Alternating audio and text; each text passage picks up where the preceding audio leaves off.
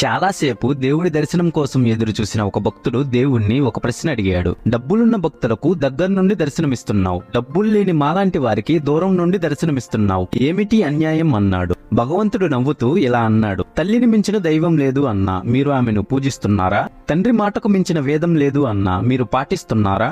గురువును మరొక దైవం అన్నా వినిపించుకున్నారా? అందులో ఇందులో అని కాదు, నువ్వెక్కడ వెతికితే అక్కడ నేను ఉన్నా అన్నా మీరు నమ్మారా? కష్టాల్లో ఉన్న వారికి సహాయం చేస్తే నాకు చేసినట్టే అన్నా మరి చేస్తున్నారా?